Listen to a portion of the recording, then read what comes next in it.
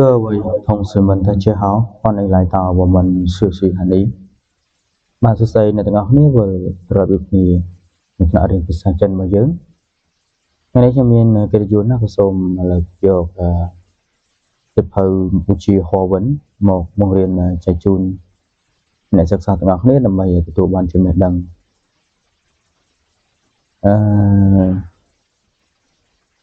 សៀវភៅភាសាចិនហោវិនកម្ពុជាភាគ1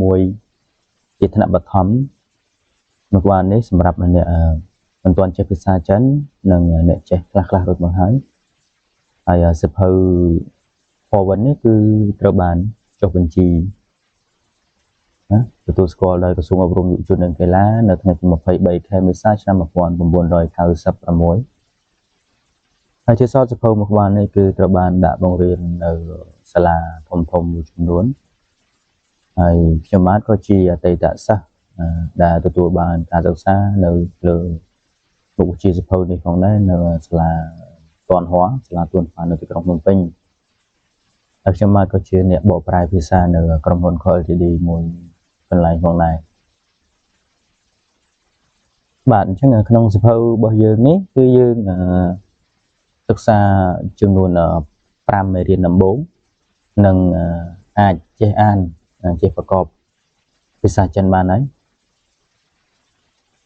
ចឹងបន្ទាប់ពីយើងសិក្សាពីមេរៀនទី5ទៅយើងមានអត្ថបទខ្លីៗในការអានអូខេតោះឥឡូវកុំឲ្យចំណាយពេលយូរយើងចាប់ផ្ដើមទៅសិក្សាមេរៀនយើងទាំងអស់គ្នាតោះChiên Phú Trái Hoa Vấn Xia Xèo Khở Bần Chiên Phú Trái Hoa Vấn Xia Xèo Khở Bần thì theo sập hơi Sa lá phía xa chân sầm rạp ở Campuchia đó miền tây cá chẳng hạn tha mụ lụ miền tây cá chứ ngày nay mà đang vận hành thì miền tây mụ đầu tây pram tại dương trâu tại riêng là vậy là chứตัวปีយើងសិក្សាមេរៀនទី1ដល់ទី5ចប់អ្នកទាំងអស់គ្នានឹងមានសមត្ថភាពអាននិងប្រកបភាសាចិនបានមានការខ្វះខាតតិចតួចយើងនឹងកែតម្រូវនៅមេរៀនបន្តទៀតអូខេតោះអញ្ចឹងមេរៀនទី1របស់យើងទី E ខហាន E ភីន E គឺយើងសិក្សាទៅលើព្យញ្ញស្រៈតូលចំនួន6និងព្យញ្ញៈចំនួន8តោះទី E ខហាន E ភីន E ចឹងក្នុងមេរៀនទី2យើងសិក្សាអំពីព្យញ្ញៈបន្តសិក្សាព្យញ្ញៈបន្តរហូតដល់ចប់ដល់មេរៀនទី3យើងនឹងសិក្សាស្រៈផ្សំមេរៀនទី3ស្រៈផ្សំនៅមេរៀនទី4គឺយើងសិក្សាស្រៈបញ្ចប់អញ្ចឹងមានន័យថាក្នុងសៀវភៅភាសាចិនហោវិនថ្នាក់ទី1ថ្នាក់បឋមរបស់យើងនេះគឺពីមេរៀនទី1ដល់ទី4គឺយើងចប់ស្រៈនឹងព្យញ្ញៈដល់មេរៀនទី5យើងនឹងអានរៀនអានឡើងវិញពាក្យព័ន្ធនឹងស្រៈនឹងព្យញ្ញៈពាក្យដែលតាក់ទងស្រៈនឹងព្យញ្ញៈដែលយើងបានសិក្សារួចមកហើយណាមេរៀនទី5គឺជាអត្ថបទខ្លីមួយដែលថាy chữ san li y chữ san liណាអូខេតោះអញ្ចឹងកុំឲ្យចំណាយពេលលួចកុំទោះកុំឲ្យចំណាយពេលយូរយើងចាប់ដើមសិក្សាមេរៀនទី1របស់យើងតែម្ដងទៅមេរៀនទី1របស់យើងគឺថាទី E ខណាទី E ខហាន់ E ភីន E អូខេតោះអញ្ចឹងមេរៀនទី1របស់យើងណាទី E ខហាន់ E ភីន E ណាហាន់ E ភីន E អញ្ចឹងទី E ខមេរៀនទី1ហាន់ U ភាសាចិនណាហាន់ U ភាសាចិនភីន In វិធីប្រកបភីន In វិធីប្រកប E គឺវគ្គ1នៅភាគ1តោះពីនមូពីនមូបកប្រែថាស្រៈមានហ្នឹងឯងមានអាណាអាអូខេតទៀតអញ្ចឹងមានអាអអអ៊ីអ៊ូអ៊ី ចឹងនៅក្នុងមេរៀនទី1របស់យើងគឺមានស្រៈតូចចំនួន6នឹងឯងមាន a o e u u e កន្លែងនេះគឺយើងចំណាំ e មកស្រួចយើងអាចមានចុច2ពីលើ u ណា u ហើយក្នុងភាសាចិនយើងមាន4សំឡេងសំឡេងទី1សំឡេងទី2សំឡេងទី3ហើយនិងសំឡេងទី4ចឹងសំឡេងទី1យើងអានអូសវែងស្មើសំឡេងទី2អូសឡើងលើសំឡេងទី3ចុះពុតឡើងវិញចុះគឺមានន័យថាចុះ40% ឡើង60%ណាតោះពេលសំឡេងទី4សង្កត់ចុះចឹងមានន័យថាធ្ងន់ខ្លាំងហើយដាច់សំឡេងទី4ណាចំណែកសំឡេងទី5ឈីងសឹងគឺអត់មានសំឡេងទេគឺអានស្រាលគឺយើងប្រកបមិនគឺអានចឹងអាហ្នឹងគេថាឈីងសឹងអត់មានសំឡេងទេតើណាអូខេតើអូខេតើឥឡូវយើងចាប់ផ្ដើមសិក្សា pin in ទាំងអស់គ្នាយើង pin in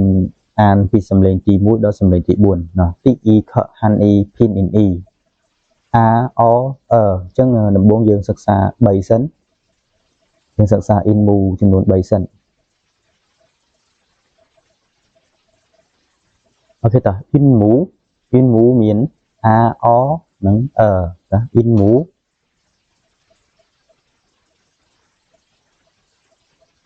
អូខេតើអញ្ចឹងយើងអានស្រៈទាំង3ហ្នឹងហើយសំឡេងទី4មានយើងអានសំឡេងទី1ស្មើទី2ឡើងលើតើaដល់ទៀត a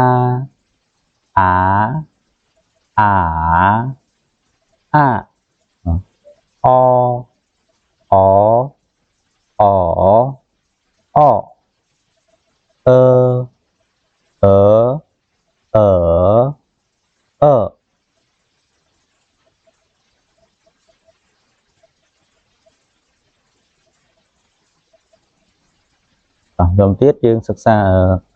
in mu បន្តចំនួន3បន្ថែមទៀតយើងទាំងអស់គឺ6ណា6ដល់ in mu a o e u u អូខេតើយើង pin in ទាំងអស់គ្នាប្រកប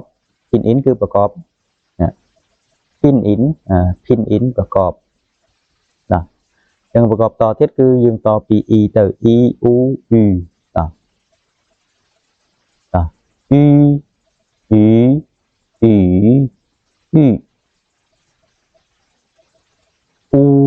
u u u u u chúng taនេះគឺអានមកស្រួចមកមូលអ៊អ៊អ៊អ៊អ៊អ៊ីអ៊ីអ៊ីអ៊ីអូអូអូអូមកអ៊ីមកស្រួចអ៊ីអ៊ីអ៊ីអ៊ី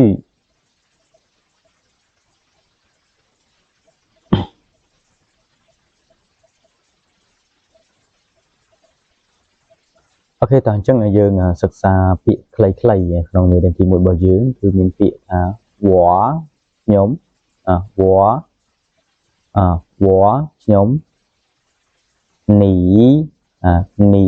សំឡេងទី3វ៉ាក៏សំឡេងទី3ដែរវ៉ានីតើទៀតហោក៏សំឡេងទី3ដែរតើហោល្អតើទៀតគឺនីហៅសួស្ដីណានីហៅសួស្ដីតើទៀតពាក្យប៉ាណា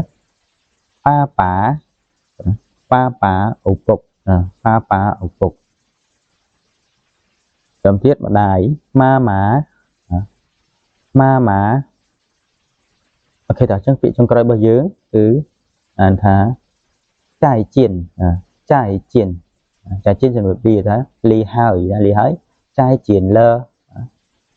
ណាចាយជៀនលើសូមជម្រាបលាអូខេអ្នកទាំងអស់គ្នាចឹងមេរៀនទី1រ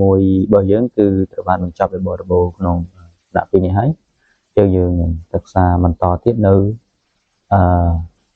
មេរៀនទី2ណា សំទោសមេរៀនទី1ដដែលក៏ប៉ុន្តែយើងសិក្សាអំពីជួនជាអ្នកម្ដងអូខេចែកជៀន